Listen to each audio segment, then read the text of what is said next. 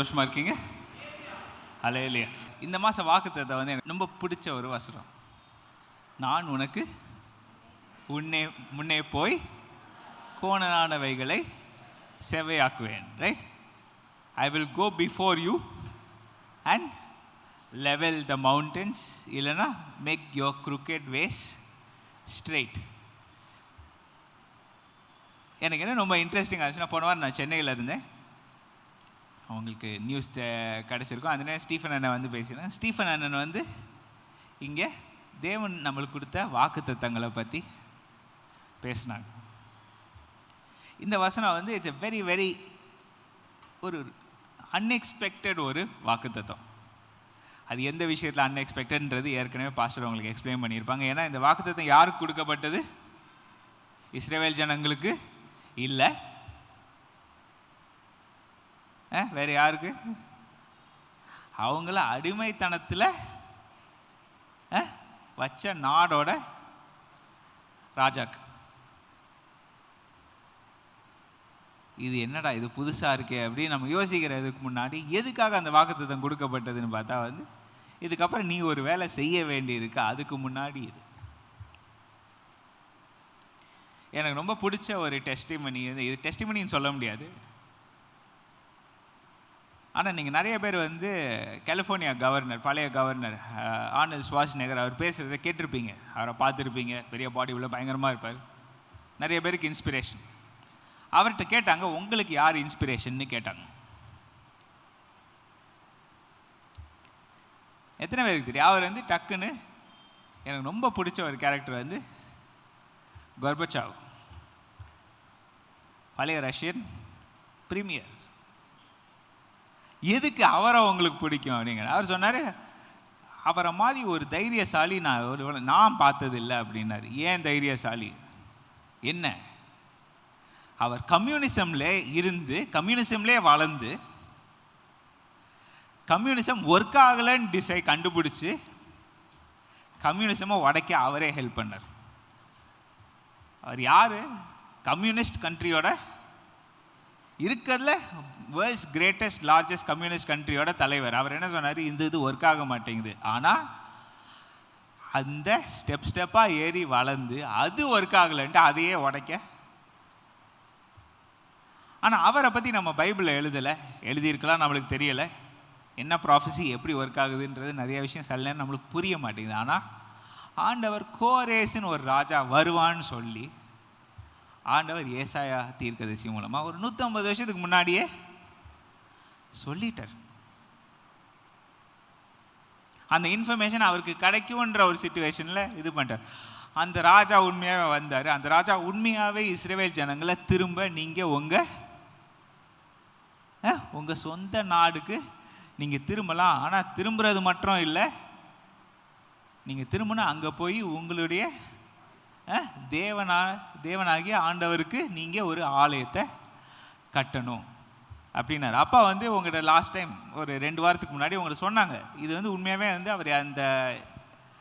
அவர் கொடுத்த இந்த ரூல், நீங்கள் வந்து இந்த லா நீங்கள் இப்படி செய்யணுன்றது வந்து உலகத்தில் வந்து இருக்குது, நாங்கள் பார்த்துருக்கோம். அதுக்கு பேர் வந்து த சைரஸ் இன்ஸ்கிரிப்ஷன். அது வந்து ஒரு சிலிண்டர் மாதிரி இருக்கும், பார்க்க வந்து ஒரு சின்ன ஒரு நம்ம கிட்டி விளாடுவோம்ல, அதிலே ஒரு பெரிய சைஸ்ன்னு வச்சுக்கோங்க. நான் சொன்னால் நம்ப மாட்டீங்க. Guys, can you put the picture? இந்த பாருங்க. இது எனக்கு வாசிக்க தெரியுமான்னு கேட்காதீங்க, எனக்கு வாசிக்க தெரியாது. நான் தமிழ் வாசிக்கிற படுற திண்டாட்டமே உங்களுக்கு தெரியும், அதனால வந்து இது எனக்கு வாசிக்க தெரியாது. ஆனால் உண்மையாகவே இது இருக்குன்ட்டு உலகத்தில் என்னோட பயங்கரமாக படித்த ஆட்கள் அது கண்டுபிடிச்சி அந்த பைபிளில் இருக்க வசனம் உண்மைன்றதுக்கு ப்ரூவ் பண்ணுறதுக்கு உள்ள ஒன் ஆஃப் த உலகத்தில் நம்மளுக்கு இருக்க ப்ரூஃப்ஸில் ஒன்று. இன்னைக்கு உங்களுக்கு நான் சொல்ல வேண்டிய விஷயம் என்ன? அப்பாவும் நானும் டிஸ்கஸ் பண்ணுறது 2 வாரத்துக்கு முன்னாடி நாங்கள் டிஸ்கஸ் பண்ணிட்டு தான், என்ன நீங்கள் எப்படி பேச போகிறீங்க, என்ன அது வந்து ஒரு பெரிய ஒரு டிஸ்கஷனாக இருக்குது. அவங்க வந்து என்னை மேக்ஸிமம் மறைச்சிடுவாங்க. சர்ச்சில் வந்து சொல்கிற வரைக்கும் எனக்கு டீட்டெயில்ஸில் கொடுக்க மாட்டாங்க. ஆனால் நான் வந்து இந்த வசனத்தை வந்து நான் இப்படி தான் என் மெசேஜ் வைக்க போகிறேன். என் மெசேஜோட டைட்டில் என்ன அப்படின்னு சொன்னாங்க. என்ன? கடினமானவைகளை சுலபமாக்குற தேவன். The God who makes difficult things easy. இன்னைக்கு எத்தனை பேர் என் வாழ்க்கை வந்து கடினமாக இருக்குன்னு கை தூக்க போறீங்க? அப்புறம் உங்களுக்கு இந்த மெசேஜ் கிடையாது, அப்படியா? இதெல்லாம் எல்லாரும் முன்னாடி நான் சொல்ல முடியாது. என்ன ஃபினில் கை தூக்க சொல்லக்கூடாது அப்படின்றீங்களா? சரி, ரொம்ப முக்கியமான விஷயம். எனக்கு வந்து நிறைய விஷயம் அடங்கியிருக்கு, ரொம்ப நிறைய விஷயம் அடங்கியிருக்கு. நான் எதுக்கு சர்ச்சுக்கு வர்றேன்றது அடங்கியிருக்கு.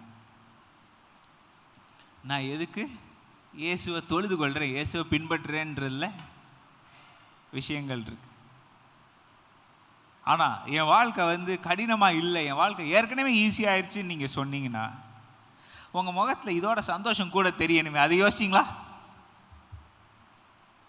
இந்த வெக்க சிரிப்பு கிடையாது, பயங்கரமான சிரிப்பால் இருக்கணும். தாவீதை பற்றி பைபிள் என்ன எழுதியிருக்கு? உடன்படிக்கை பெட்டி எருசலேமுக்குள்ளே கொண்டு வர போகிறான்னொடனே அவனோட ராஜா அங்கேயெல்லாம் விட்டுட்டு எல்லார மாதிரி ரோட்டில் அவன் சந்தோஷத்தை தாங்க முடியாமல் டான்ஸ் ஆடினான். இங்கே பார்த்தா யாரையும் பார்த்தா டான்ஸ் ஆடுற மாதிரி தெரியல. எனக்கு டான்ஸ் ஆட தெரியாது, அது வேறு விஷயம். எத்தனை பேர் சொல்லிக் கொடுக்க ட்ரை பண்ணியிருக்காங்கன்றது வந்து உங்களுக்கு தெரிய வேணாம், அது விட்டுலாம். ஆனால் யோசிச்சு பார்த்தீங்கன்னா நம்ம சந்தோஷம். God who makes difficult things easy. கடினமானவைகளை எனக்கு சுலபமாக்குற தேவன். அந்த கடினமானவைகளை நம்மளுக்கு சுலபமாக்குறதுக்கு தான் ஆண்டவர் நிறைய விஷயத்தை நம்மளுக்கு அவருடைய வாக்குத்தத்தங்களை கொடுத்துருக்காரு. போன வாரம் ஸ்டீஃபன் அண்ணன் வந்து ரொம்ப அழகான ஒரு வார்த்தை சொன்னாங்க. ஸ்டார்டிங்லேயே சொன்னாங்க, எத்தனை பேர் அதை கவனிச்சிங்கன்னு தெரியல. நான் வீட்டில் போய் வீட்டுக்கு வந்த பிறகு நான் மெசேஜ் வந்து ஃபுல்லாக கேட்டு பார்த்துட்டேன். ஆனால் தேவனுடைய வாக்குத்தத்தங்கள் எதுக்காக நம்மளுக்கு கொடுக்கப்பட்டிருக்கு அப்படின்றத பற்றி ஒரு வார்த்தை சொன்னாங்க. தேவனுடைய சித்தம். யோசிச்சு பாருங்க, எனக்கு ஆண்டவர் கொடுத்த வாக்குத்தத்தம் வந்து எனக்கு தேவனுடைய, என் வாழ்க்கையில் தேவனுடைய சித்தம், அவரோட பிளான் தான் வந்து ஆண்டவர் எனக்காக வாக்குத்தத்தமாக கொடுத்துருக்காரு. பட்சபாதம் இல்லாத தேவன், ஆண் பெண் என்று பார்க்காத தேவன். இதில் போட்டிருக்குல்ல, ரொம்ப அழகாக இருக்கும். இங்கிலீஷ் பைபிளில் ரொம்ப அழகாக இருக்கும். கிரீக் ஆர் பார்பேரியன் அப்படின்னு போட்டிருக்கேன். கிரேக்கர்கள் வந்து ஒன்று எங்களுக்கு மட்டும்தான் கல்ச்சர் இருக்காமல் மீதி எல்லாருமே வந்து காட்டு மராண்டி அப்படின்னு அவங்க டிசைட் பண்ணிட்டாங்க. ஆனால் யாராக இருந்தாலும் ஆண்டவர் ஒரே தேவன். நம்ம எந்த ஜாதி, எந்த குணமாக, எந்த சிச்சுவேஷனில், எந்த பாஷை பேசினாலும் நம்ம எல்லாருக்கும் ஒரே தேவன். அதுக்கு ப்ரூஃப்கே இங்கே பாருங்கள், நம்ம எல்லாரும் கண்ணு முன்னாடி ஆண்டவர் ஒரு காரியத்தை காமிச்சார். அதை செய்ய வைக்கிறதுக்கு ஒரு ராஜாவுக்கு வந்து நீ என்ன செய்யணுன்றதை ப்ரூவ் பண்ணார். எப்படி? நீங்கள் நல்லா ஞாபகம் வச்சுக்கோங்க, உங்கள் நாட்டில் உள்ள அடிமைகளை இல்லை பரவாயில்ல நீங்கள் போயிட்டு வாங்கன்ட்டு இது வரைக்கும் யாரும் இல்லை பரவாயில்ல நீங்கள் ஃப்ரீயாக போங்கன்னு சொன்னது கிடையாது. இந்தியா நம்மளுக்கு இண்டிபெண்டன்ஸ் வாங்குறதுக்கு இந்தியா எவ்வளோ பாடுபட்டுச்சுன்றதுக்கு எத்தனை வருஷமாக நீங்கள் ஹிஸ்ட்ரியில் படிக்கிறீங்க? யோசிச்சு பாருங்க. சிப்பாய் மியூட்டினிலேருந்து ஆரம்பித்து, எனக்கு வருஷம் மறந்துச்சு, 17 சம்திங், ரைட், 1758 அதோட இன்னும் ஃபுல்லாக ஹிஸ்ட்ரி ஞாபகம் இல்லை. ஆனால் அதிலிருந்து 1947 ஆகஸ்ட் 15 வரைக்கும் நம்மளுக்கு கிடைக்கல. அதுக்கு எத்தனை பேர் பாடுபட்டு எவ்வளோ பிரச்சனை கொடுத்து எவ்வளோ ப்ரெஷர் கொடுத்து படம். ஆண்டவர் ஆனால் இஸ்ரவேல் ஜனங்களை ஒரு காலத்து எகிப்திலிருந்து வெளியே வர பண்ணின ஆண்டவர் எப்படி வர பண்ணாரோ அவங்க மேலே வாதைகள் அது எதுன்னு கொடுத்து, அந்த வாதைகளை பற்றியும் ஸ்டீஃபன் என்ன பேசினாங்க எனக்கு ஞாபகம் இருக்குது. ஆனால் இதெல்லாம் தாண்டி ஆண்டவர் என்ன பண்ணார்? இங்கே ஒரு விஷயம் இல்லாமல் ராஜாவே வந்து நீங்கள் எல்லாம் உங்கள் சொந்த ஊருக்கு போங்க, உங்கள் தேவனுக்கு ஒரு ஆலயத்தை கட்டுங்கள். அது சொல்கிறதுக்கு முன்னாடி இந்த வசனம் என்ன? உனக்கு நான் யாருன்னு உனக்கு தெரியாது, ஆனால் நான் உன்னைய அனாயிண்ட் பண்ணியிருக்கேன், உன்னைய சூஸ் பண்ணியிருக்கேன், உனக்காக முன்றே போய் உனக்கு கோணலானவைகளை செவ்வையாக்குவேன். இதுதான் நம்மளுடைய ஆண்டவர். இப்போ ஒரு small word of prayer. I am going to show you how this works in our lifes. நம்ம வாழ்க்கையில் இது எப்படி ஆண்டவர் செய்ய போகிறாருன்றதை பார்க்க போகிறோம். சரியா? இன்னும் என் வாழ்க்கை வந்து ரொம்ப சுலபமாக தான் இருக்குது, நீங்கள் வாழ்க்கையை ஃபின்னி நீங்கள் நீ கஷ்டப்படுத்தாத நீங்கள் சொல்கிறதுக்கு முன்னாடி நம்ம எல்லாரும் கண்ண மூடி ஜெபம் பண்ணலாம். சரியா? Our loving heavenly Father, we praise you Lord, we thank you.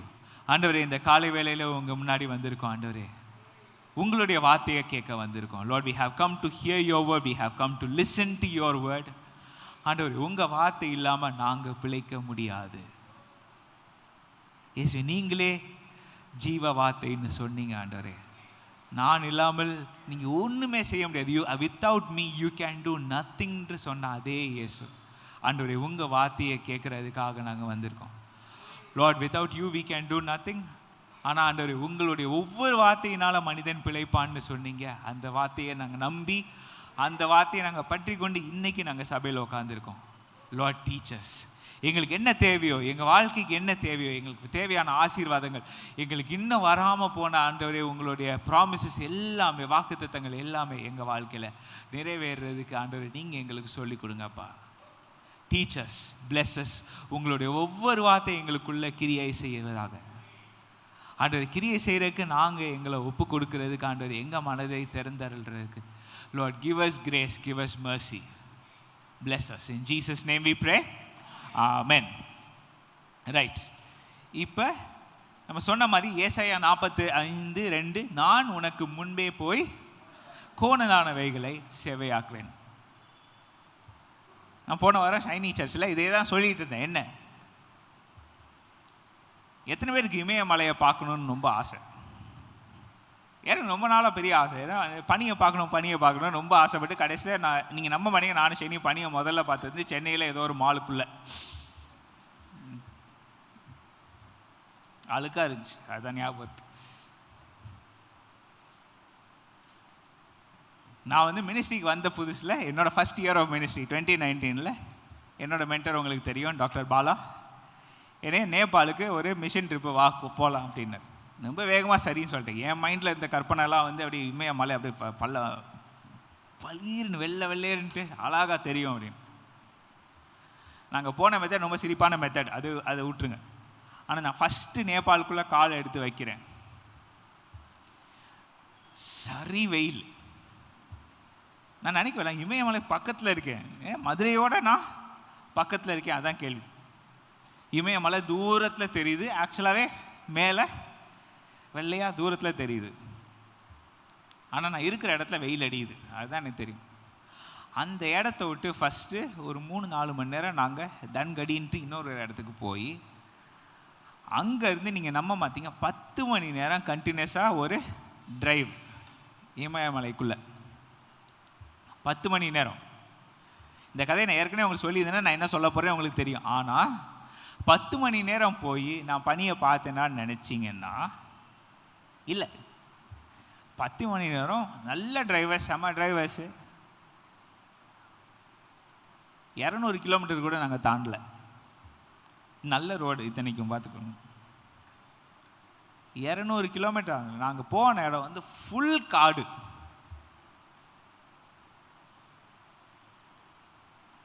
ஏன் இன்னைக்கு 10 மணி நேரம் எங்களை போக விட்டா இங்கேருந்து எவ்வளோ தூரம் நம்ம போவோன்றது தெரியும். தேசிய நெடுஞ்சாலை நம்மளுக்கு வந்துச்சு. ஹைவேயை பிடிச்சி போனால் இங்கேருந்து நேராக 10 மணி நேரத்தில் கிட்டத்தட்ட ஹைதராபாத் பக்கம் போய் சேர்ந்துருவாங்க விட்டா. ஆனால் அன்னைக்கு பண்ண முடியலை. ஏன்? கோணலான வழி. அது நம்ம ஊட்டி கொடைக்கானல் மாதிரிலாம் இல்லை.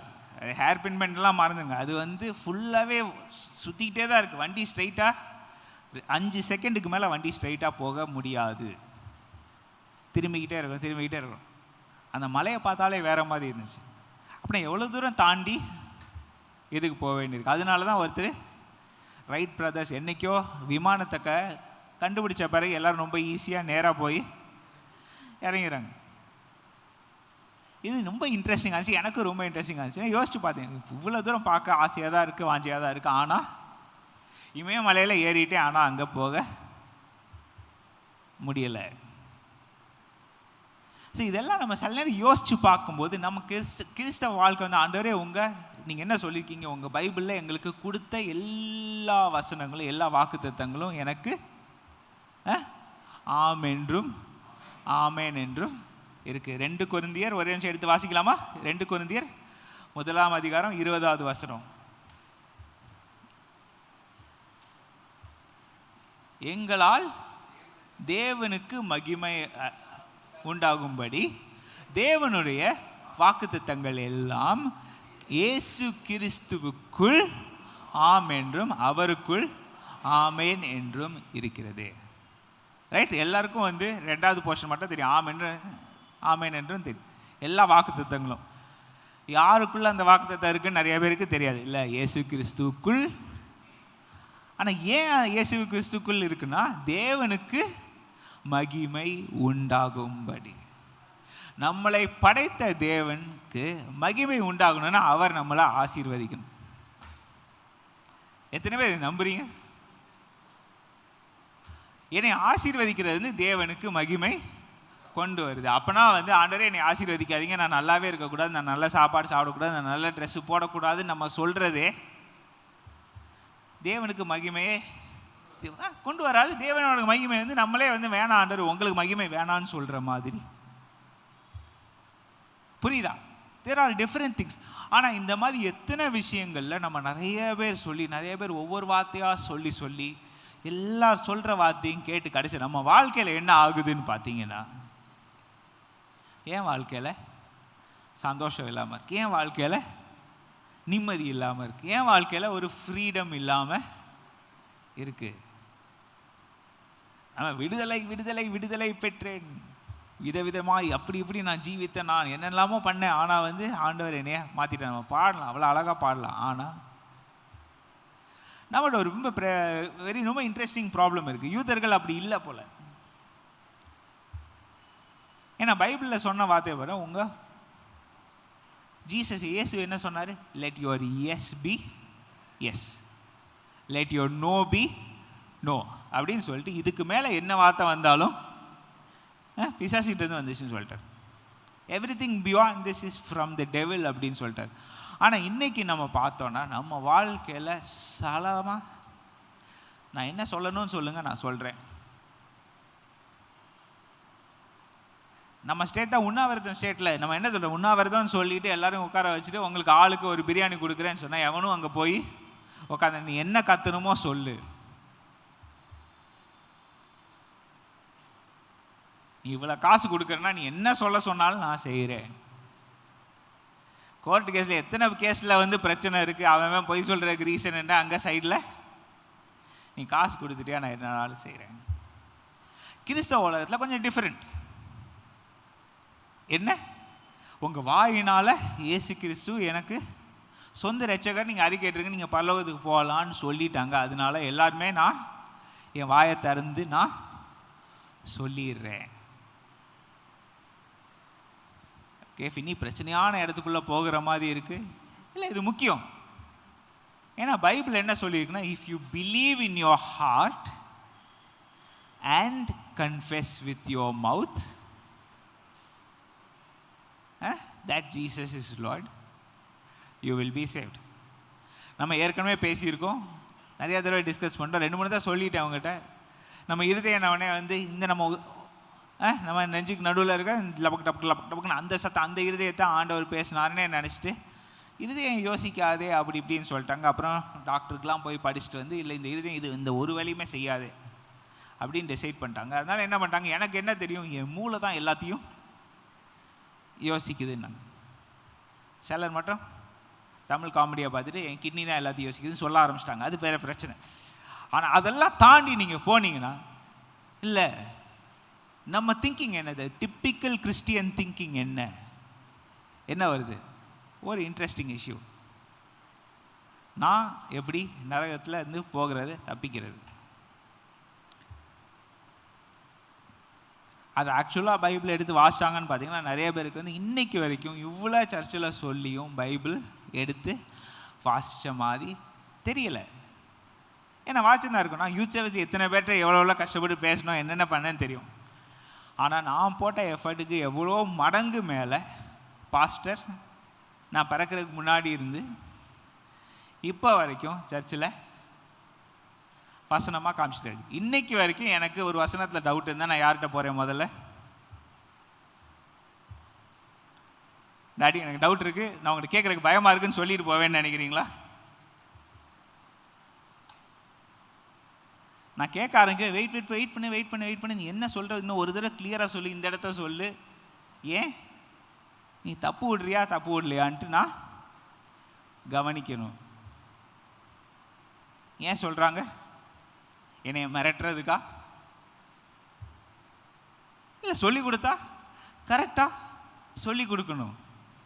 அப்படின்னா பைபிளில் ஆண்டவர் நம்ம சொல்கிறார், இல்லை உனக்கு முன்னா கோணலான வைகளை செவையாக்குவேனா. கோரேசிக்கே சொன்ன ஆண்டவர், அவன் யாரு? புறஜாதி ராஜா. பார்வோன்டே ஆண்டவர் அதே மாதிரி பேச ட்ரை பண்ண, அவன் என்ன சொன்னா? அந்த தேவன் யாரு? அவர் சொல்ற, நான் எதுக்கு கேட்கணும்? அவனுக்கு என்ன நடந்துச்சு? இது உங்களுக்கு எனக்கு வேணுமான்னு ஒரு கேட்குற ஒரு கேள்வியை கொண்டு வந்துடுறோம் பார்த்தீங்களா நம்ம.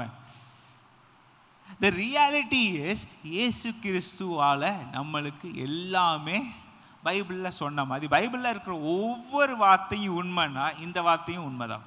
என்ன? தேவனுக்குள், இயேசு கிறிஸ்துவுக்குள் தேவனுடைய வாக்குத்தத்தங்கள் எல்லாமே ஆம் என்றும் ஆமேன். அப்படின்னா இது 100% உண்மையாக தானே இருக்கணும்? இல்லை 99 இந்த டூத் பேஸ்ட் அட்வர்டைஸ்மெண்ட் 99.9% கிருமிகள்லாம் போயிடும், இந்த 1% மட்டும் மீதி இருக்குன்ற மாதிரியா? பைபிளில் ஒரு புள்ளி தப்பாக இருந்தால் பைபிள் முழுசாக தப்புன்னு தானே நீங்கள் சொல்லணும். ஆனால் அப்படின்னா இது தப்பாக இருக்க முடியாது. அப்போனா ஃபினி, ஏன் வாழ்க்கையில் ஏன் எனக்கு இந்த வாக்குத்தத்தங்கள் இன்னும் நிறைவேறலை? இது கரெக்டான கேள்வி. இந்த கேள்வியை தான் நான் பார்க்க போகிறேன். ஏன்னா இந்த கேள்வியை பதில் சொல்கிறதுக்கு ஏற்ற மாதிரி தான் இந்த வசனம் என்ன சொல்லுது? உங்களுக்கு முன்னாடி உள்ள கோணமான வைகளை செவ்வையாக்கேன்னு, மலைகளை சமமாக்குவேன். யோசிச்சு பாருங்க. I will level the mountains. ஏன்? ஒரு மலை வந்து ஏறி போகிறது வந்து லேஸ் கிடையாது. இன்றைக்கி நம்ம பிளேனில் அதை கிராஸ் பண்ணி போகிறோம்னு சொல்கிறேன். நம்மளை ஏற சொல்லுங்கள். வயநாட்டில் எங்களுக்கு ஸ்டெப்ஸ் வச்சாங்க, ஏதோ ஒரு 1000 ஸ்டெப்புன்னாங்க. அது ஏறுறதுக்குள்ளே போதும் ஆயிடுச்சு, இறங்குறது அதுக்கு மேலே பெரிய பிரச்சனையாயிடுச்சு. ஏன் இதெல்லாம்? ஏன்னா அது கஷ்டம், சுற்றி போகணும், அப்படியே நேரம் ஏற முடியாது. அப்படின்னா இது எல்லாமே ஆண்டவர் எதுக்காக எனக்கு கொடுத்துருக்காரு? இந்த வசனங்கள்லாம் எதுக்காக ஆண்டவர் எனக்கு கொடுத்துருக்காருன்னு பார்த்தீங்கன்னா, தேவன் வந்து பைபிளை நம்ம எப்படி வாசிக்கணுன்றதுக்கும் வந்து நம்ம செக் பண்ணிக்கிட்டே வர்றார். நம்மளுக்கு ஒரு வார்த்தை கொடுத்துருக்காரு. இந்த பைபிளில், இங்கிலீஷ் பைபிள்லேயே நீங்கள் பார்த்தீங்கன்னா 1000 பக்கத்துக்கு மேலே இருக்குன்னா, தமிழ் பைபிள் அதோட கூட தான் இருக்குது. இந்த 1000 பக்கத்தை என்னால் வாசிக்க முடியாது, எனக்கு இது ரொம்ப கஷ்டமாக இருக்குது. அதனால நான் என்ன செய்ய போகிறேன்? நான் இவங்க சொல்கிறத கேட்க போகிறேன், அவங்க சொல்கிறத கேட்க போகிறேன். நீங்கள் யோசிச்சு பாருங்கள், நம்ம ஞானத்தை எல்லாமே எப்படி யூஸ் பண்ணுறோம்? நான் வந்து பரலோகத்துக்கு போனால் போதும்ப்பா, எனக்கு வேறு எந்த பிரச்சனையும் கிடையாது. எத்தனை பேர் இது சொல்லி கேள்விப்பட்டிருக்கீங்க? இல்லை, சிலர்லாம் வந்து ஓவராக போகிறாங்க, எனக்கு வந்து இவ்வளோ போதும். எத்தனை பேர் சொல்லி கேட்டிருக்கீங்க? எனக்கு இவ்வளோ போதும், நான் இந்த அளவுக்கு நான் கிறிஸ்தவனாக இருந்தால் போதும். எனக்கு ரொம்ப க்ளோஸ் ஃப்ரெண்ட் வந்து, நான் காலேஜ் படிக்கும்போதே வந்து அடிக்கடி ஃபெயில் மார்க்ஸ் வரும். என்னன்னு கேட்டால், ஃபினி எனக்கு ஒரு ப்ராப்ளம் இருக்குது, எனக்குன்னு ஒரு இல்லை ப்ராப்ளம்னு சொல்ல மாட்டாங்களா, அது என்னைக்கு ப்ராப்ளம்னு சொன்னாங்க. எனக்கு ஒரு கோல் இருக்குது. என்ன கோல்? நான் கரெக்டாக வந்து எது பாஸ் மார்க்கோ அந்த அளவுக்கு தான் நான் படிப்பேன். உங்களுக்கு நல்லா தெரியும் யாருன்ட்டு. கரெக்டாக அவ்வளோதான் படிப்பேன். அப்படின்னா வந்து நான் படித்ததில் அந்த கேள்வி வரலன்னா எங்கே போகும்? இதனால தான் வேறு எந்த ரீசனும் ஆகலை. ஏன் கொஞ்சம் கூட படித்தாதான் இல்லை, அது எனக்கு மனசு வர மாட்டேங்குது. இப்படி ஒரு ஆள் நான் உங்களுக்கு சொல்லியிருக்கேன். எனக்கு என்னோட classmate, one of my very very close friends. அவன் கரெக்டாக வந்து எங்கள் விஎம்ஜேல நாங்கள் படிக்கும்போது 20 பேரில் 19வது ரேங்க் வரணும்னு பிளான் பண்ணி படித்து வாங்கிடுவான். பயங்கர மண்டை, பயங்கர இன்டெலிஜென்ஸ். எங்கள் என்டையர் கிளாஸே கம்ப்யூட்டரை பற்றி படிக்கணும்னு அவன்கிட்ட தான் போவோம். அப்படின்னா ஒரு சப்ஜெக்டில் அவன் எவ்வளோ மார்க் வாங்க, அவன் வந்து கரெக்டாக 19வது ரேங்க்னா அவர் எப்படி பிளான் பண்ணி வாங்கியிருப்பான்னு பார்த்துக்கோங்க. ஸ்கூல் முடிச்சு வந்து 23 வருஷம் கழிச்சு சொன்னான் என்கிட்ட. அதுக்கு என்னென்ன டெக்னிக் பண்ணணும், எப்படி பிளான் பண்ணணும், அதெல்லாம் ஓடும். உங்கள் அப்பா திட்ட மாட்டாங்களா? இல்லை, அப்பாட்டையும் என்னோட பிளான் வந்து எக்ஸ்பிளைன் பண்ணி காமிச்சிட்டேன், அதனால அப்பா என்கிட்ட சண்டை போட மாட்டேங்க, அண்ணன் தான் திட்டு வாங்குவான். எப்படி இன்னைக்கு கிறிஸ்தவர்கள் எப்படி பிஹேவ் பண்ணாங்கன்னு யோசிச்சு பாருங்க. நான் கரெக்டாக பரலோகத்துக்கு உள்ள என் காலை மட்டும் கரெக்டாக அந்த கேட்டுக்குள்ளே எடுத்து வச்சுட்டா போதும், இதுக்கு மேலே எனக்கு எந்த பிரச்சனையும் இல்லை, நான் இதுக்கு மேலே நரகத்துக்கு போகக்கூடாது. அது எல்லாருக்கும் தெரியுங்க. எத்தனை பேர் நரகத்துக்கு போகணும்? கை தூக்குங்க பாப்போம். யாரா கவனிக்காமல் இருக்காங்களா? சரி, எல்லாம் கவனிக்கிறோம். ஓகே, சரி. ஆனால் யார் எத்தனை பேர் பரலோகத்துக்கு போகணும்? அல்லேலியா. இதுக்கு அல்லேலியா வந்துடும். ஏன்? ப்ரைஸ் சொல்லாட ஆண்டவரே, உங்களை நான் ப்ரைஸ் பண்ணாமல் நான் பரலோகத்துக்கு போக முடியாமல் போயிடக்கூடாது. அதுக்கும் ப்ரைஸ் சொல்லாட. அதெல்லாம் வந்துடும், எல்லாம் கரெக்டாக வந்துடும். ஏன்? நம்மளுக்கு என்ன சொல்லணுன்றது நம்ம முன்னாடியே தெரிஞ்சு படித்து வச்சுக்கிட்டோம். எங்கே படித்து வச்சோன்னு பார்த்தா இங்கே நம்மளோட மூளையை யூஸ் பண்ணி நிறைய பேர் இல்லை என் சோல்லாம் என் மூளை தானே அப்படின்னு அந்த இடத்துக்கும் கொண்டு போயிட்டாங்க இன்னைக்கு. ஆனால் நம்ம எல்லாருக்கும் நீங்கள் நல்லா கவனிச்சு பார்த்தீங்கன்னா, ஃபாதர் பெர்க்மான்ஸ் மற்றும் உள்ளான மனிதன் நாளுக்கு நாள் புதிதாக்கப்படுகிற வேலை இது. அவர் பாட்டு பாடலாம், உள்ளான மனிதன் ஒன்று இருக்குன்னு யாருக்குமே தெரியாது இன்னைக்கு. நல்ல வேளை அவராவது பைபிள் எனக்காக வாசிச்சாரு அப்படின்னு. எல்லாத்துக்காகவும் வாசிக்க முடியாதுல்ல. எப்படி? அந்த உள்ளான மனிதனை தான் ஆண்டவர் இருதயம் சொல்கிறார். ஸோ நம்ம சொல்கிற எல்லாமே நம்ம மூளைக்கு வர்ற விஷயம் கிடையாது. நம்ம மூளைக்கு என்னென்ன மாதிரி விஷயங்கள் வருது, சின்ன பிள்ளையிலேருந்து நம்ம பார்க்குற எல்லாமே நடக்குது. ஒரு சின்ன பிள்ளைக்கு வந்து உங்கள் வீட்டுக்கு முதல்ல வந்தாலும் நீங்கள் எதை ப்ரொடெக்ட் பண்ணுவீங்கன்னு கரெக்டாக பார்த்து 5 நிமிஷத்தில் கண்டுபிடிச்சி கரெக்டாக அதை போய் தான் அது இதயத்துலேருந்து பண்ணுதா, அதோட மூளை யூஸ் பண்ணியிருக்காது. மூளை உனக்கு என்ன பிடிக்கும் அதில் தான். அதுக்கு யார் சொல்லி கொடுத்தா? அதெல்லாம் மறந்துடுங்க. ஆனால் நம்ம என்ன செய்யறோம்? இல்லை, எனக்கு வந்து ஏன் மூளை இல்லை இந்த மாதிரி இந்த வார்த்தையை கன்ஃபெஸ் பண்ணால். அவங்க ஏற்கனவே சொன்னேன், நம்ம யூத்தில் ஞானஸ்நானம் எடுக்க வரும்போது, என்னடா வந்திருக்கீங்கல்ல இப்படி உட்காந்துருக்கீங்களா, முகம் அப்படி சுண்டி போய் உட்காந்துருக்கீங்களேடா, அங்கே பாரு அவங்க உண்மையாகவே கன்ஃபெஸ் பண்ணியிருக்காங்க அப்படின்னு சொன்னேன். ஒழுங்காக போய் வீட்டில் போய் ஒரு 1/2 மணி நேரமாவது தனியாக ஜெபம் பண்ணுங்க. ஆண்டவரே, நான் பண்ண பாவத்தெல்லாம் அறிக்கை செய்யல, ஞாபகம் வர ஒவ்வொரு பாவமாக சொல்லுங்கள், ஒரு கரெக்டாக ஞாபகம் வரும் எல்லாம் சொல்லி அனுப்புனேன். அடுத்த நாள் நீங்கள் வந்து உட்காரதுக்கு முன்னாடி எல்லாரும் முகத்தையும் ஈன்னு பல்ல காமிச்சிட்டு உட்காந்துருக்காங்க. இவங்களை எப்படி நம்பனா?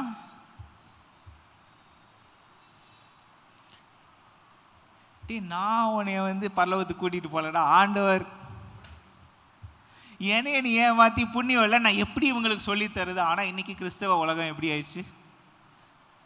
நான் யாரை ஏமாத்தினாலும் பரவாயில்ல, நான் எப்படினாலும் எனக்கு தெரிஞ்ச வரைக்கும் கரெக்டாக ஜஸ்ட் பாஸ், நான் கரெக்டாக காலை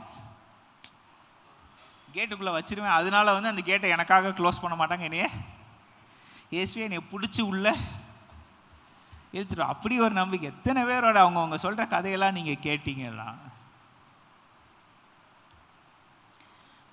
ஸோ எதுக்கு இதெல்லாம் நம்ம வாழ்க்கையில் நடக்குது அப்படின்னு பார்த்தீங்கன்னா, நம்ம வந்து ஆண்டவர் சொல்கிற வார்த்தையை நம்ம முழுவதுமாக ஏற்றுக்கொள்ளவில்லை. ஏன் முழுவதுமாக ஏற்றுக்கொள்ளவில்லைன்னு சொன்னேன்னா, நம்ம கேட்குறது எல்லாமே வந்து இன்றைக்கி ஸ்கூலில் சொல்லித்தராங்க. நம்ம எவ்வளோ படிச்சிருக்கோம்? இன்றைக்கி ஒருத்தவங்க வந்து ஓகே காலேஜ் முடிச்சுட்டாங்கன்னா எத்தனை பேர் அவங்களுக்கு சொல்லி கொடுத்துருக்காங்க? அம்மா அப்பா சின்ன பிள்ளையிலேருந்து சில விஷயம் சொல்லி கொடுத்துருக்காங்க, தாத்தா பாட்டி சொல்லி கொடுத்துருக்காங்க.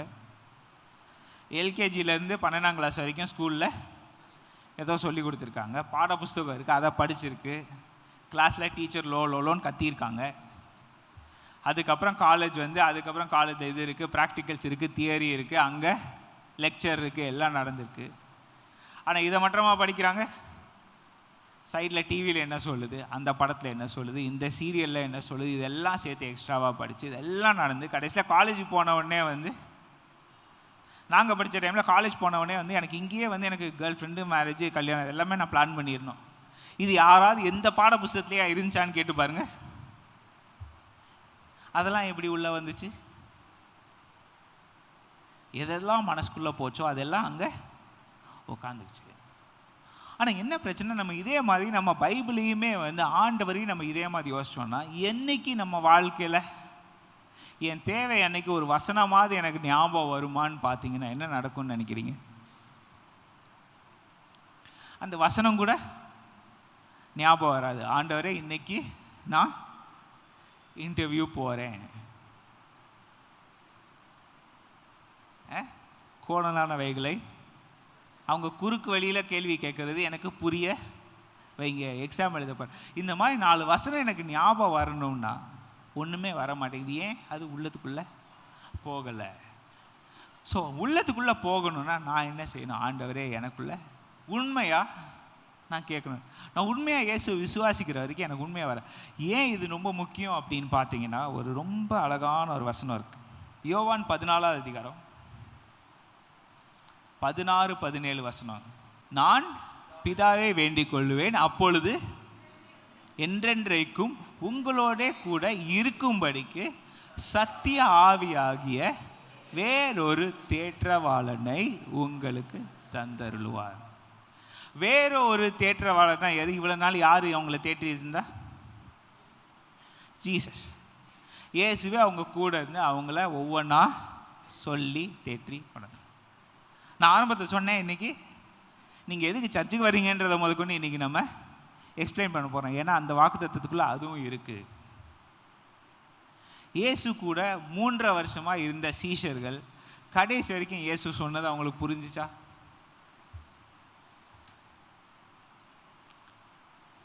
இயேசுவை எப்படி கூப்பிட்டாங்க அவங்க? ரபி, எங்களோட போதகரே. பேதுரு மற்றும் நான் யாருன்னு நினைக்கிறேன்னு சொல்லும்போது நீங்கள் தேவகுமார், மேசியா, கரெக்டாக. அப்போ இயேசு என்ன சொன்னார்? மாம்சமும் ரத்தமும் உனக்கு வெளிப்படுத்தலை என்ப. நம்ம மூளையில் என்ன இருக்குன்னு நினைக்கிறீங்க? மாம்சம், ரத்தம், கொழுப்பு.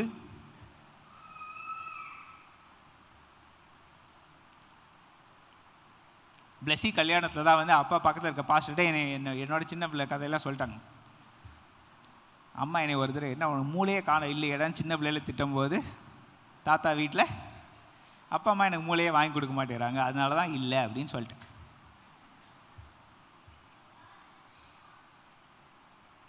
ஸோ உன் கல்யாணத்தை இப்போ நான் மறக்கவே முடியாது, பார்த்துக்கோ. உன் கல்யாணத்தில் தான் நடந்துச்சு.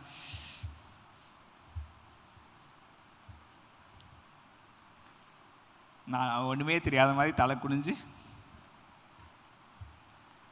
அப்போ மூலிகை தான் சாப்பிட்டோமா, என்ன சாப்பிட்டேன்னு தெரியல. ஓகே, எனிவேஸ் யோசிச்சு பாருங்களேன். இல்லை, நம்ம மாம்சபரத்தமும் இது வெளிப்படுத்தலை. யார்? பரலோகத்தில் இருக்கிற என் பிதா உனக்கு வெளிப்படுத்தினார். அப்போ ஆவியானவர் வந்து இயேசு வந்து இன்னும் அவங்களுக்கு வரல அப்படின்னு சொல்லி. எப்போ வருவார்? நான் போன பிறகு தான் அவர் வருவார். ஆனால் அதுக்கு அடுத்து இது நம்ம எல்லாருக்கும் தெரியும். அப்படின்னா ஆவியானவர் வந்துடுவார், பிரச்சனை இல்லை. 17ஆம் வசனத்தை வாசிச்சு பாருங்க. உலகம் அந்த சத்திய ஆவியானவரை காணாமலும் அறியாமலும் இருக்கிறபடியால் அவரை பெற்றுக்கொள்ள முடியாது. இது எவ்வளோ சீரியஸ் பிரச்சனை பாருங்க. ஆனால் அவர் உங்களுடைய வாசம் பண்ணி உங்களுக்குள்ளே இருப்பதால் நீங்கள் அவரை அறிவீர்கள். இயேசுவோட கூட இருந்தாங்க, இயேசுவோட வார்த்தைகளை கேட்டாங்க. எங்கள் வசனம் என்ன இருக்கு பாருங்க. உங்களுக்கு பரிசுத்த ஆவியானவர் உங்களுக்குள்ளே இருக்கார், உங்களுக்கு தெரியும், உலகத்தில் இருக்க உங்களுக்கு தெரியாது. The first and clearest sign that you are a Christian is உங்களுக்கு ஆவியானவருடைய வார்த்தை உங்களுக்கு கேட்கும், புரியும், உங்கள் உள்ளத்துக்குள்ளே தெரிய வரும். ஸோ இல்லை நான் ஞானஸ்நானம் எடுத்துட்டேன் அதனால ஆவியானவர் எனக்குள்ளே இறங்கி வந்துடுவார், புறாவை போல் இறங்கு. அது இயேசு மேலே புறாவை போல் இறங்கினார், அமர்ந்திருந்தார். யோவானுக்கு ஆண்டவரே காட்சி கொடுத்தார். நம்ம எல்லாருமே வந்து இல்லை நான் வந்து தண்ணியிலேருந்து வெளியே எந்திரிச்சு வந்தவனே மேக்ஸிமம் நனைஞ்ச பாவியாக தான் மேக்ஸிமம் இருக்கும்னு நினைக்கிறேன், எனக்கு சரியாக தெரியலை. ஏன்? ஆவியானவர் எனக்குள்ளே வரணும்னா என் உள்ளத்துக்குள்ளே ஆவியானவர் வரணும். அப்படின்னா என் உள்ளத்துக்குள்ளே தேவனுடைய வார்த்தை என் உள்ளத்துக்குள்ளே வரணும். இல்லைன்னா எனக்கு கிடைக்காது, இல்லைன்னா எனக்கு இல்லை. ஸோ இதெல்லாம் இருக்கும்போது தேவன் என்ன சொன்னார்? கேளுங்கள் அப்பொழுது உங்களுக்கு கொடுக்கப்படும். லூக்கா 11வது அதிகாரம் 9வது வசனத்துலேருந்து 13வது வசனம் வரைக்கும் பார்த்தீங்கன்னா, கேட்டுக்கொண்டே இருங்கள், பெற்றுக்கொள்வீங்க. Keep on knocking, keep on seeking, you will find. Keep on knocking the door, தட்டுங்கள் அப்பொழுது உங்களுக்கு திறக்கப்படும் சொல்லிட்டு 10வது வசனம் 11வது வசனம்லாம் பார்த்தீங்க. ஏனென்றால் கேட்கிறவன் பெற்றுக்கொள்கிறான், எவனும் பெற்றுக்கொள்கிறான். எவ்ரி ஒன் ஹூ ஆஸ் வில் ரிசீவ். அப்போனா ஆண்டவர் என்ன சொல்றார்? நீங்கள் கேட்கல அப்படின்னு சொல்கிறாரு. புரியுதா? ஆண்டவர் உங்கள் வாக்கு தத்தங்கள் நான் கேட்குறேன், இல்லை எனக்கு தெரிஞ்ச வரைக்கும் நான் கேட்குறேன்னு. அப்போனா எங்கே பிரச்சனை இருக்குது? எனக்கு தெரிஞ்ச வரைக்கும் நான் கேட்குறேன், அப்படின்னா எனக்கு தெரியாதவைகள் உலகமே. எனக்கு தெரியாதவைகள் அப்படின்னா எனக்கு எப்போ தெரிய வரும்? கரெக்டான வழியில் படித்தா தெரிய வரும். ஏன்னா ரொம்ப சிம்பிளாக சொல்ல போனால், இன்றைக்கி நான் வந்து +2ல் நான் ஹையஸ்ட்டு மார்க் வாங்கணும்னு நினைக்கிறேன். ஃப்ரெண்டு மாதிரி இதில் விட்டுருங்க, இல்லை 35 மார்க்கு எனக்கு போதும்னு சொல்லாதீங்க. நான் 200க்கு 200 நான் வாங்கணும்னு நினச்சேன்னா நான் என்ன பண்ணணும்? கிளாஸில் கவனிக்கணும், பாட புஸ்தகத்தை படிக்கணும். அது மட்டும் பத்தாதே, அதுக்கப்புறம் ஒரு கைட் புக்கை வாங்கணும், அதை உட்காந்து படிக்கணும். இதுக்கு மேலே வந்து இல்லை எனக்கு வந்து கடைசி மார்க் வரைக்கும் இருக்குன்னா, நான் வந்து டெய்லி காலையில் ஸ்கூலுக்கு போகிறதுக்கு முன்னாடி, டெய்லி ஸ்கூல்லேருந்து வந்த பிறகு அவங்க என்ன சொன்னாங்கன்னு திரும்ப ஞாபகம் வச்சு இன்றைக்கி என்னென்ன படித்தேன்னு ஒரு நோட்ஸ் வைக்கணும். நான் எதை படித்து முடிச்சிருக்கேன், எதை படித்து முடிக்கலைன்றதை நான் செக் பண்ணணும். எத்தனை விஷயம் இருக்குது. இதெல்லாம் இல்லாமல் வந்து ஒருத்தர் நினச்சவொடனே வந்து நான் ஒன்றுமே பண்ணல, நான் வந்து ஜோ பண்ணி ஆண்டவர் எனக்கு 200க்கு 200 கொடுத்தாங்கன்னு யாராவது டெஸ்டிமனி கொடுக்குறாங்களா? அது போய். ஏன்னா இவ்வளோ செய்யாமல் வந்து உங்களுக்கு கடைசி ஒவ்வொரு மார்க்கையும் நீங்கள் கேர்ஃபுல்லாக எடுக்க முடியாது. நான் அது எதுவுமே பண்ணாமல் நான் மார்க் வாங்கலாம்னு நினச்சேன். நான் என்ன மார்க் வாங்கினா எனக்கு இன்றைக்கி வரைக்கும் தெரியும். கரெக்டாக ஆண்டவர் உன் திமிருக்கு நான் வந்து கரெக்டாக 90%க்கு கொஞ்சம் கீழே தான் உனக்கு கொடுப்பேன் அப்படின்னு சொல்லிட்டேன். என்கிட்ட சொல்லலை, கொடுத்துட்டார். அதை வச்சு புரிஞ்சுக்கிட்டேன்னு வச்சுக்கோங்க. சரி, ஏன் இது நான் சொல்கிறேன்? இன்றைக்கி வந்து நம்ம ஆண்டவர் நம்மளை என்ன செய்ய சொல்லியிருக்காரு? எரேமியா 33வது அதிகாரம் 3வது வசனம் எடுத்து பார்த்தா, என்னை நோக்கி கூப்பிடு. Call to me, I will answer you and I will show you all the things you do not know. உனக்கு அறியாது, உனக்கு எட்டாததும் நான் உனக்கு புரிய வைக்கிறேன். இப்போ நம்ம கேட்டோம், எதுக்காக நான் சர்ச்சுக்கு வர்றேன், எதுக்காக நான் சபைக்கு வர்றேன் அப்படின்னு நீங்கள் யோசிச்சு பார்த்தீங்கன்னா, there is a very very very important reason. எனக்கு ஆண்டவரை பற்றி நான் முழுசாக புரிஞ்சுக்கணுன்னா, எனக்கு நான் பைபிள் நான் தனியாக வாசிக்கிறதே எனக்கு போதாது. யோசிச்சு பாருங்களேன், என் கையில் நம்ம எல்லார் கையிலையும் பைபிள் இருக்கா? எத்தனை பேர் நீங்கள் சர்ச்சுக்கு பைபிளை கொண்டு வந்தீங்க இன்னைக்கு? அப்படின்னா பைபிள் உங்கள் வீட்டில் இருக்குன்னு தானே அர்த்தம். பைபிள் வீட்டில் இருக்கும், அப்புறம் எதுக்கு நீங்கள் சபைக்கு வரணும்? எதுக்கு பைபிளில் சபை கூடி வர்றதை விட்டு விடாதீர்கள் இருக்கு? அது யோசிச்சுமா? எனக்கு தான் இருக்குல்ல, எனக்கு தேவையான கைடு புக்கு எல்லாமே என்கிட்ட இருக்கே, அப்புறம் எதுக்கு நான் வரல, எதுக்கு நான் வரணும்? அப்படி நீங்கள் யோசித்து பார்க்கும்போது தான் யூ பிகின் டு ரியலைஸ், நான் பைபிளை வாசித்தனால எனக்கு எல்லாம் புரிஞ்சிருச்சா? நான் வாசித்து பார்க்குறேன், எனக்கு புரியலை. உடனே நான் என்ன பண்ணேன், நான் யூடியூப்பில் ஒரு சேனலில் போட்டு அவங்க என்ன சொல்கிறாங்கன்னு கேட்டு பார்க்குறேன். 5 நிமிஷத்துக்கு 10 நிமிஷத்துக்கு.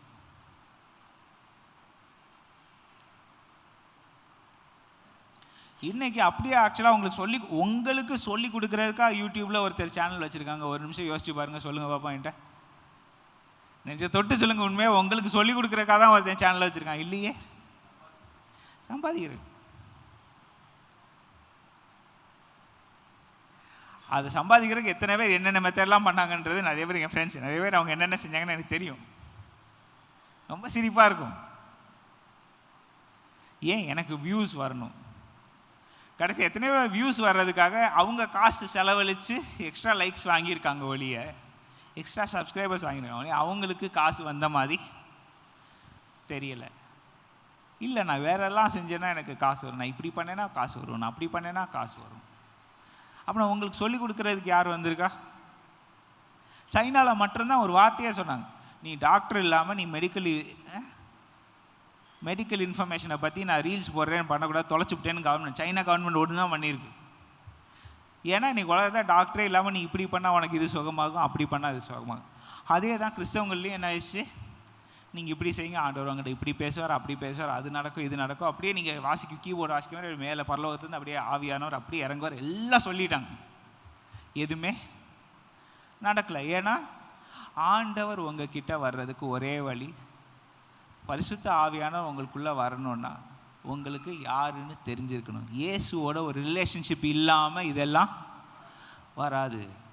ஆவியானவர் நம்மளுக்கு சொல்லி கொடுக்கலன்னா நம்மளுக்கு ஒன்றுமே புரியாது. ஏன்? ஆவியானவர் நம்மளுக்குள்ளே இருக்க ஹியூமன் ஸ்பிரிட் இருக்குல்ல, உங்களோட உள்ளான மனிதன், அவர் உங்கள் உள்ளான மனிதன்ட்ட பேச, உங்கள் உள்ளான மனிதர் ஆவியானவர் கூட இருக்கும் போது எது புரிஞ்சுக்குதோ அதுதான் வெளியே வருது.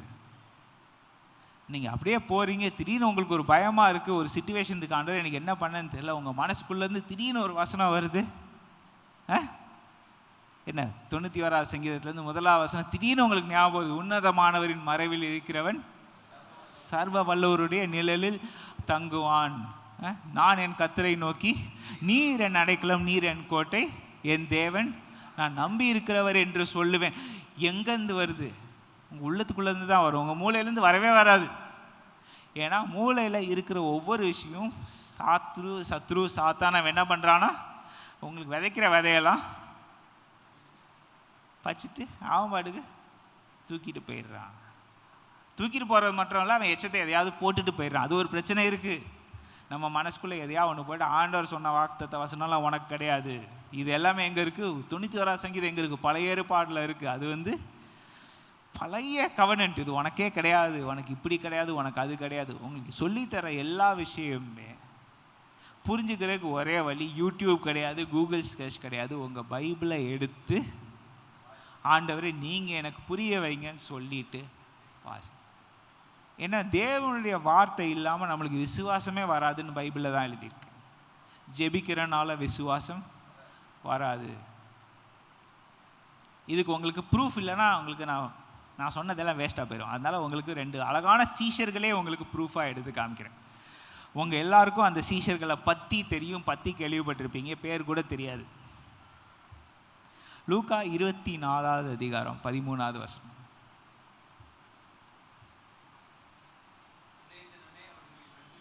அன்றைய தினமே அவர்களில் 2 பேர்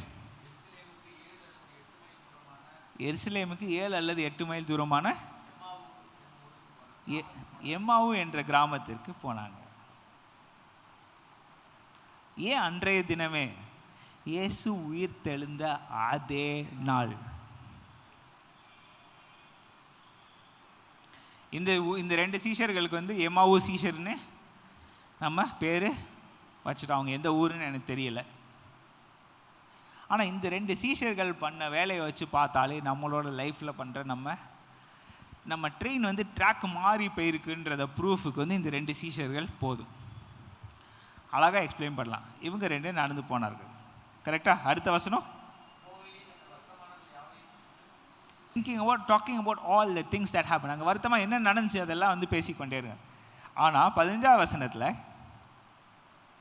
ஸோ இட் வாஸ், அவர்கள் இப்படி பேசி சம்பாஷித்து கொண்டிருக்கையில் இயேசு தாமே சேர்ந்து அவர்களுடனே நடந்து போனார். இங்கிலீஷ் பைபிளில் பார்த்தீங்கன்னா ரொம்ப அழகாக இருக்கும். தே கன்வர்ஸ்ட் அண்ட் ரீசன்ட். அப்போனா அவங்க பேசினாங்க, அவங்க மூளையை யூஸ் பண்ணாங்க, என்ன நடந்துச்சு, எப்படி நடந்திருக்குன்னு பயங்கரமாக பேசிகிட்டு இருந்தாங்க. அப்போ யார் கூட நடந்து போகிறா? இயேசு. நான் உங்களை விட்டு விலகுவதும் இல்லை, கைவிடுவதும் இல்லைன்னு சொன்ன அதே இயேசு இப்போ அவங்க கூட இருக்காங்க. ஆனால் 16ஆவது வசனத்தை வாசிச்சு பாருங்க. ஆனாலும் அவரை அறியாதபடிக்கு அவர்களுடைய கண்கள் மறைக்கப்பட்டிருந்தது. ஒரே நிமிஷம் இயேசு அவங்க கூட வராங்க.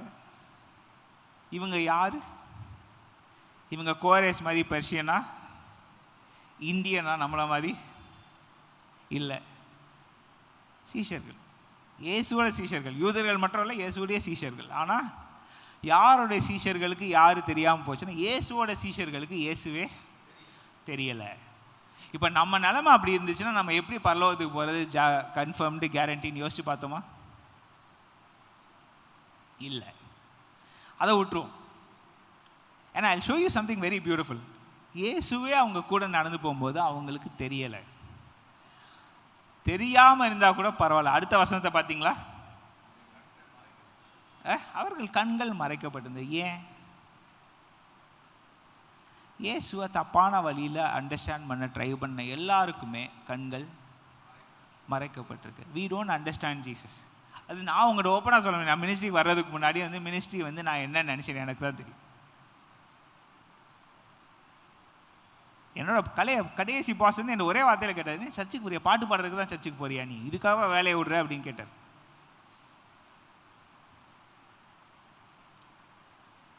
அவர்கிட்ட நான் ஒன்றும் சொல்லலை. ஆனால் என் மைனஸ்குள்ளே அதே டவுட் இருக்குது. இப்போ உங்களுக்கு புரியுதில்ல இந்த பிரச்சனை? ஏன்னா உங்கள் எல்லாருக்கும் என்னை பற்றி என்ன தெரியும்? இவன் பாட்டு பாடுவான், மியூசிக் வாசிப்பான். அவருக்கு மியூசிக் வாசிக்கான ஒரு வார்த்தை சொல்லலை. அது ஒன்று தான் டிஃப்ரென்ஸ் வழியே. மற்றபடி நான் சர்ச்சில் என்ன பண்ணுறேன்? எவ்வளோ நாள் இந்த பயம் வந்திருக்கும் யோசிச்சு பார்த்தீங்களா? ஆண்டவரே எனக்கு ஆனால் வசனம்லாம் எனக்கு உள்ளது வருது. ஆவியான உள்ளே இருக்கார், என்னோட ஆவிக்குள்ளே பேசியிருக்கார். இல்லை, God equips those he has called. அதெல்லாம் எனக்கு ஞாபகம் வருது. என்னைய கூப்பிட்ட அழைத்த ஆண்டவர் உண்மையுள்ளவர். அவர் எனக்கு நான் என்ன செய்யணுன்றதை எனக்கு சொல்லிக் கொடுப்பா, கற்றுத்தருவா. எல்லாம் நானும் வெயிட் பண்ணி பார்க்குறேன். 3 மாதம் 3.5 மாதம் வெயிட் பண்ணி பார்த்தேன். ஒன்றும் தெரியல. எனக்கு தெரியும், இந்த சிச்சுவேஷன் எனக்கு தெரியும். நான் மினிஸ்ட்ரிக்கு வர்றதுக்கு முன்னாடி மினிஸ்ட்ரினா என்னன்னு எனக்கு சுத்தமாக தெரியாது. நான் பாட்டு பாடியிருக்கேன், சர்ச்சில் மெசேஜ் கொடுத்துருக்கேன், எல்லாம் பண்ணியிருக்கேன். ஏன்?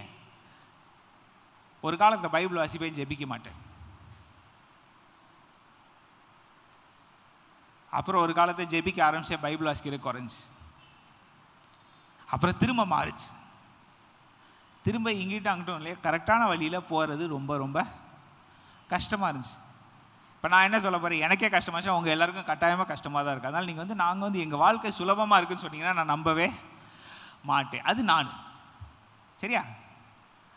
ஆனால் இவங்களை பாருங்கள், மறைக்கப்பட்டிருந்தது. இயேசுவே அவங்ககிட்ட நீங்கள் எதை பற்றி பேசிகிட்டு இருக்கீங்கன்னு 17வது வசனத்தில் கேட்கும்போது இயேசுகிட்ட என்ன சொல்கிறாங்க?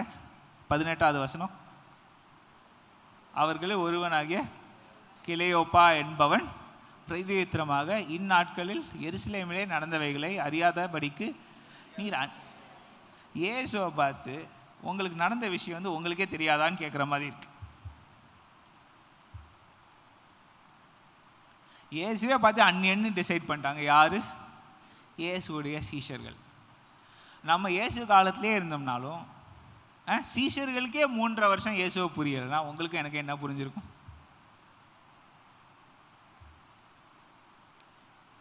அப்படின்னா இயேசுவை புரிஞ்சு தான் இயேசுவை ஏற்றுக்கொண்டோமா? இல்லையே. விசுவாசத்தினால் இயேசுவை ஏற்றுக்கொண்டோம். ஏன் விசுவாசம்? ஒரு சைடு பயம், நான் இயேசுவை விசுவாசிக்கலைன்னா நரகத்துக்கு போவேன். இது நம்ம மட்டும் கிடையாது, நீங்களும் நானும் மட்டும் கிடையாது. ஒரு ரொம்ப பெரிய பிரசங்கியாளர், பயங்கர கிரேட் பெரிய மேன் ஆஃப் காட், அவர் என்ன சொன்னார்? 16 வருஷம் வயசு வரைக்கும் நான் சர்ச்சு போகிற பையனாக தான் இருந்தேன். 3 தடவை நரகத்துக்கு போனேன். 3ஆவது தடவை தான் ஆஹா நான் நரகத்துக்கு போகிறேன். அப்போ தான் அறிவு எனக்கு வந்துச்சு. அப்போ தான் நான் இன்னும் சேவ் ஆகலை, நான் இன்னும் ரட்சிக்கப்படலைன்னு எனக்கு அப்போ தான் அறிவு வந்துச்சு. இயேசுவே என்னை ரட்சியும் அன்னைக்கு தான் நான் கன்ஃபெஸ் பண்ணேன். இப்போ பெரிய பிரசங்காலத்துக்கே அந்த நிலைமைனா இப்போ உங்களுக்கும் எனக்கு என்ன நிலைமை? அது நம்ம யோசிக்கிற மாட்டேறோமே. There are things in this world we need to understand. இவங்களுக்கு கண்ணே தெரியலை, இயேசு யாருன்னு தெரியலை. இயேசுகிட்டே உங்களை பற்றி உங்களுக்கே தெரியாதான்னு சொல்கிற மாதிரி நடந்தவைகள் உங்களுக்கு தெரியாதா? என்ன நடந்துச்சுன்னு இயேசு வேணுக்குன்னு கேட்டு பார்க்குற மாதிரி.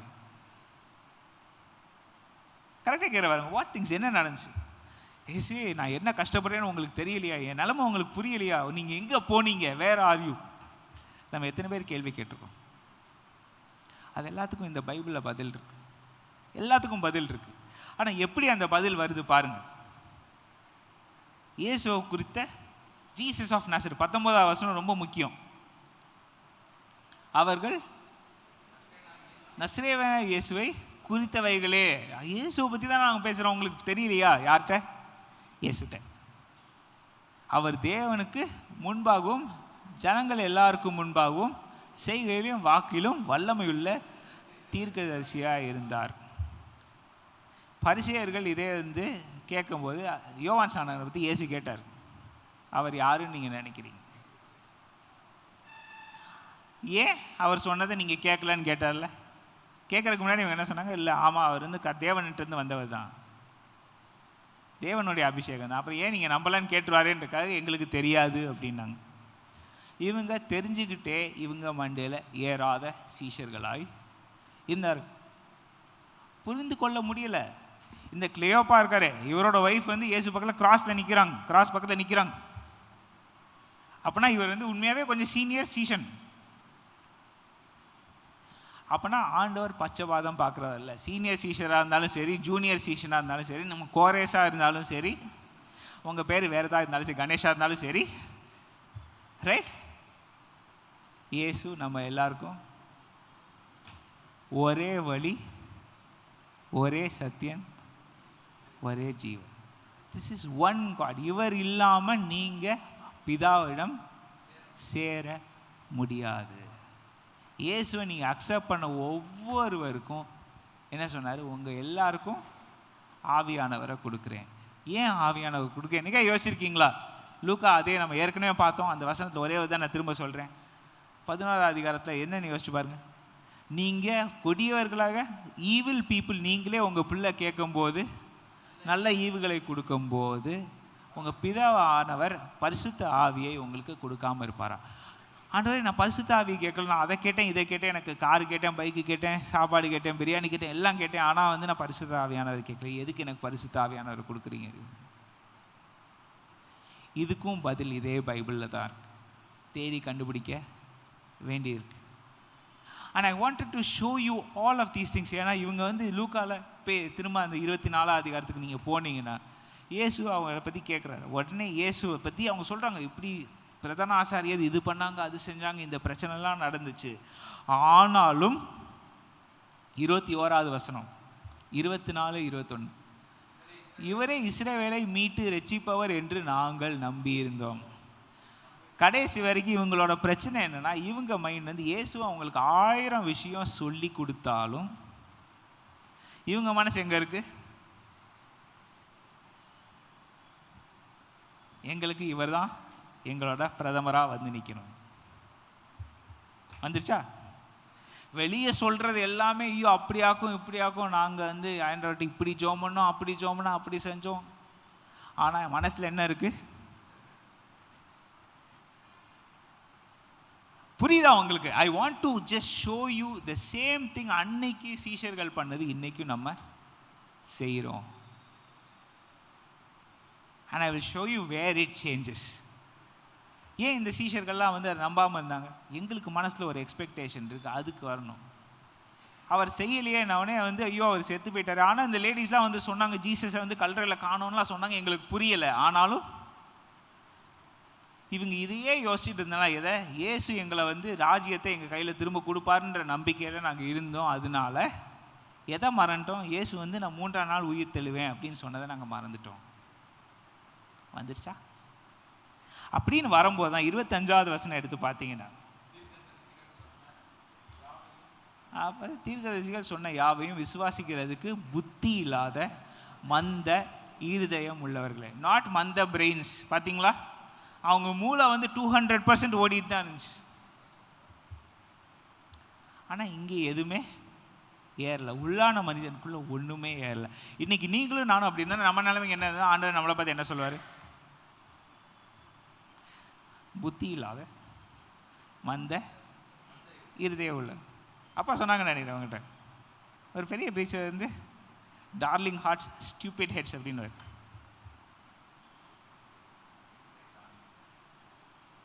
ஏன் இவங்களுக்கு கடைசி வரைக்கும் புரியல அப்படின்னு சொல்லிட்டு, அதுக்கப்புறம் 27ஆவது வசனம் எடுத்து பார்த்தீங்கன்னா, மோசேயிலிருந்து ஆரம்பித்து எல்லா விஷயங்களும் 27ஆவது வசனம் எடுத்து பார்த்தீங்கன்னா, he expounded to them all the scriptures concerning himself. மோசே முதலிய சகல தீர்க்கதரிசிகளும் எழுதின தேவ வாக்கியங்கள் எல்லாத்தையும் எடுத்து எக்ஸ்பிளைன் பண்ணார். See, now Jesus himself was the teacher. உங்களுக்கு இது நான் புரிய வைக்கணும், அதுக்காக சொல்கிறேன். இதுக்கப்புறம் அவங்களுக்கு விளங்குச்சான்னு பார்க்குறீங்களா? இயேசு கண்ணு தெரிஞ்சாரா? வரும்போது இயேசுகிட்ட என்ன கேட்டாங்க? எருசலேமில் நடக்கிற ஒரு விஷயம் தெரியாத ஒரே ஆள் நீங்கள் தானே, அந்நியரா நீங்கள், ஆர் யூ அ ஃபாரினர் கேட்டாங்களா? கேட்கலையா? மோசேலேருந்து ஒவ்வொரு வாக்கியமாக சொல்லியிருக்காரு. உங்களுக்கு எப்படி மோசே தெரியும் அப்படின்றது இவங்களுக்கு யாருக்காவது அந்த கேள்வி வந்துச்சா? 3 வருஷம் இயேசு கூட இருந்தாங்களே, அப்பனா அவங்களுக்கு இயேசு பேசுகிற விதம் தெரிஞ்சா? இப்படி தான் நம்ம கிளாஸை கவனிக்கிறோம், இப்படி தான் நம்ம சபைக்கு வரோம்னா நம்ம 30 வருஷம் 40 வருஷம் ஆனாலும் ஆண்டவருடைய ப்ராமிஸ் எனக்கு வராது, விளங்காது. ஏன்னா ஆண்டவர் சொல்கிற ஒரு வார்த்தையுமே நான் உள்ளே வாங்கலையே, என் மனசுக்குள்ளே வேற ஒரு ஐடியா இருக்குது.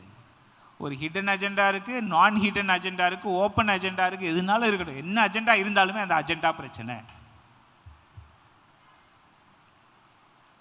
ஆண்டவர் நீங்கள் சொல்கிற வார்த்தை எனக்கு உள்ளே வரணுமே, அதுக்கு நான் என்ன செய்யணும்? முக்கியமான கேள்வி. ஆனால் அது வரல, இன்னும் வரல பாருங்க. அவருக்கு சொல்லி கொடுத்தும் வரல. ஏன்னா உங்களுக்கு என்ன டீச்சர் இருந்தாலும் you need a teacher to help you understand the Bible. கரெக்டா? ஒரு டீச்சர் இல்லாமல் நிறையா விஷயம் விளங்க மாட்டேங்குது. அந்த டீச்சர் எப்படி படித்தாங்க? அவங்க இன்னொரு டீச்சர்கிட்டருந்து படித்தாங்க, அவங்க இன்னொரு டீச்சர்கிட்டருந்து படித்தாங்க, அவங்க இன்னொரு டீச்சர்கிட்டருந்து படித்தாங்க. சிலர் 10-20 பேர்கிட்டருந்து படித்து அவங்க ஏற்றுக்கொண்டு அதை எல்லாத்தையும் எடுத்து அவங்க வெளியே சொல்லி கொடுக்க ஆரம்பித்தாங்க. அப்பா எப்படி படிப்பாங்கன்னு எனக்கு தெரியும், நான் எப்படி படிக்கிறேன்னு எனக்கு தெரியும். நான் ஸ்கூல் டைமில் எப்படி படிக்கல, உண்மையில் ஒத்துக்கிறேன். காலேஜ் டைமில் சுத்தமாக அப்படி படிக்கலை.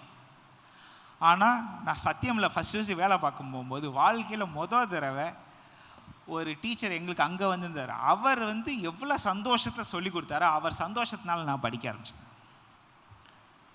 எத்தனையோ வருஷமாக படிக்காதனால ஒரு நல்ல டீச்சரை பார்த்தவனே இவர் நல்ல டீச்சர், அவரை பார்த்து படிக்க ஆரம்பிச்சேன்.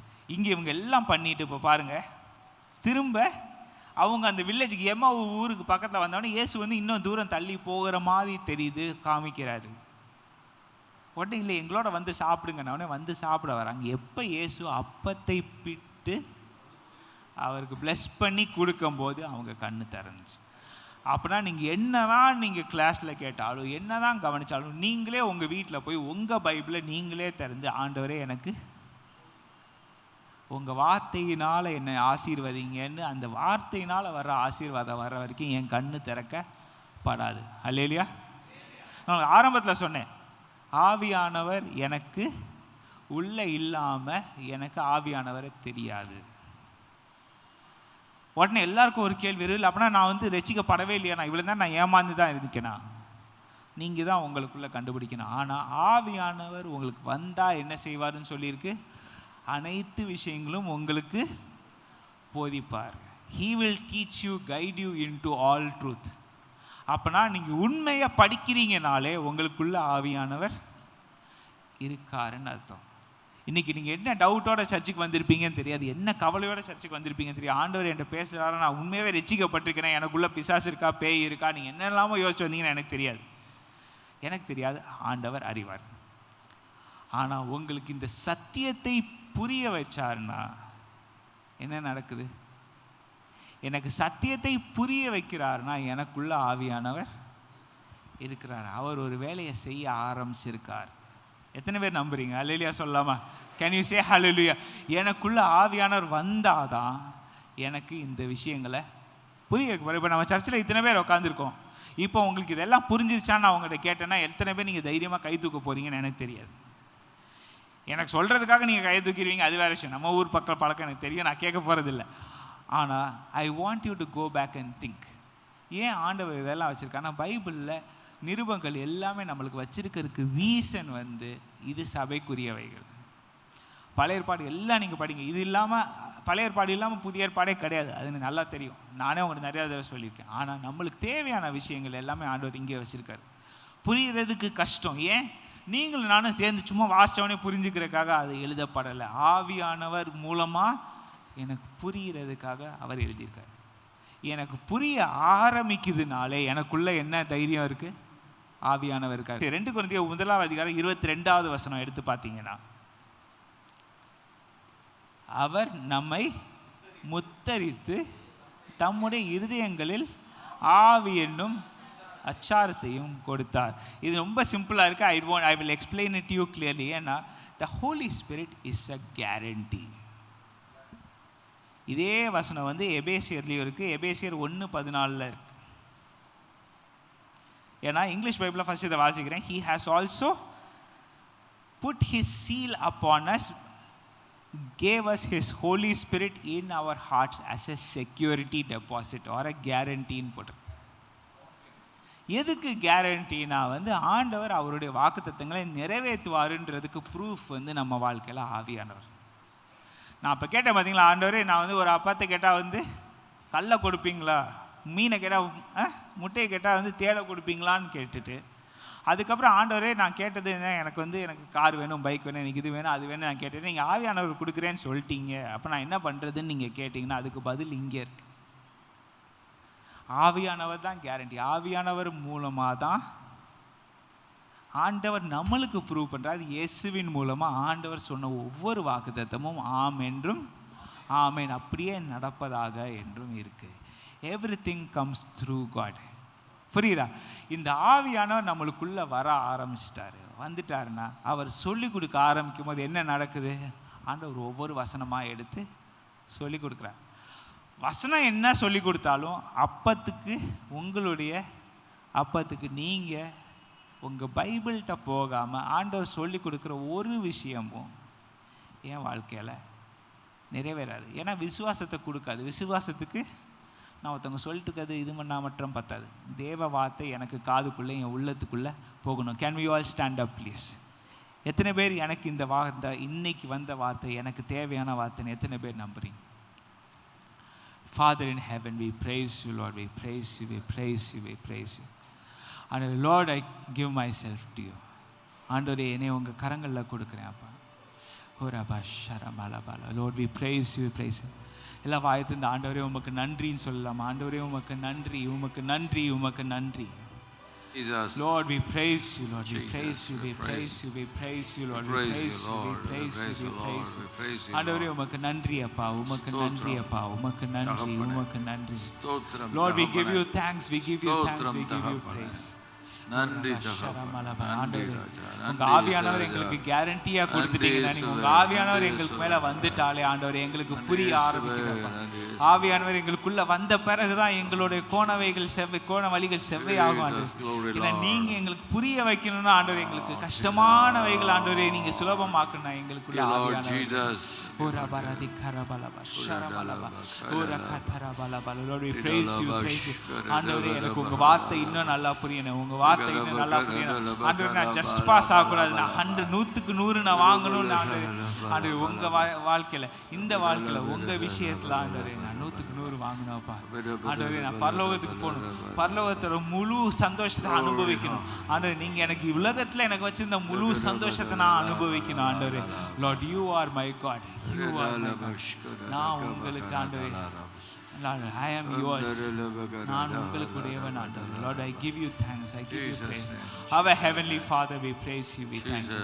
ஆண்டவரே எங்களுக்கு எக்கச்சக்கமான வாக்குத்தத்தங்களை கொடுத்துருக்கீங்க. அந்த வாக்குத்தத்தங்களை எங்களுக்கு புரியணும்னா ஆண்டவரே நீங்கள் உங்களுடைய வார்த்தையிலேருந்து எங்களுக்கு புரிய வைக்கிறதுக்காக, உங்கள் ஆவியானவர் எங்களுக்கு விளக்குறதுக்காக இயேசுவே நீங்கள் மேலே போன பிறகு உங்கள் ஆவியானவர் அனுப்புனீங்க ஆண்டவரே.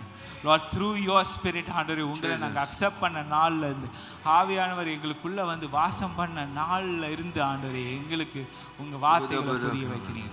Lord, help us understand, help us understand, help us understand. உங்கள் வார்த்தைக்கு மூலமாக ஆண்டவரே எங்கள் வாழ்க்கையில் ஒரு உயிர் வரட்டும், ஒரு உயிர் வரட்டும் ஆண்டவரே. எங்கள் வாழ்க்கையில் நீங்கள் அந்த சமாரிய லேடிட்ட நீங்கள் சொன்ன மாதிரி ஆண்டவரே எங்கள் உள்ளத்துலேருந்து ஜீவ வார்த்தைகள் ஆண்டவரே வெளியே வரட்டும், புறப்பட்டு வரட்டும் ஆண்டவரே, புறப்பட்டு வரட்டும், பொங்கி வரட்டும்ப்பா, பொங்கி வரட்டும் ஆண்டவரே.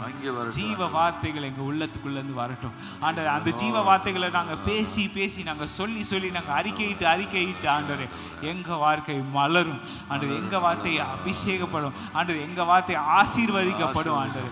Lord, we will be a blessing to our nation, to our country. Lord, we give you glory, honor and praise. In Jesus' name we pray. ஆமென். சேர்ந்து சொல்லுவோம். என் ஆத்மாவே ஸ்தோத்ரி, என் முழு உலகமே பரிசுநாமத்தை ஸ்தோத்ரி. என் ஆத்மாவே கர்த்தரை ஸ்தோத்ரி, அவர் செய்த சகல உபகாரங்களையும் மறவாதே. ஆமென். இப்பொழுது நம்முடைய கர்த்தராகிய இயேசு கிறிஸ்துவின் கிருபை, பிதாவாகிய தேவனுடைய அன்பு, பரிசுத்த ஆவியானுடைய அன்யோன்ய ஐக்கியம், சந்தோஷம், சமாதானம் நம் அனைவரோடும் சகல பரிசுத்தவான்களோடும் அவருடைய வருகை பரியந்தம் இருப்பதாக. ஆமென். கர்த்தருடைய ஆசீர்வதித்து உன்னை காக்க கடவர். கர்த்தர் தம்முடைய முகத்தை உன்மேல் பிரகாசிக்க பண்ணி உன்மேல் கிருபையாயிருக்க கடவர். கர்த்தர் தம்முடைய முகத்தை உன்மேல் பிரசன்னமாக்கி உனக்கு சமாதானம் கட்டளையிட கடவர். ஆமென். கர்த்தர் நம்மை ஆசீர்வதிப்பாராக.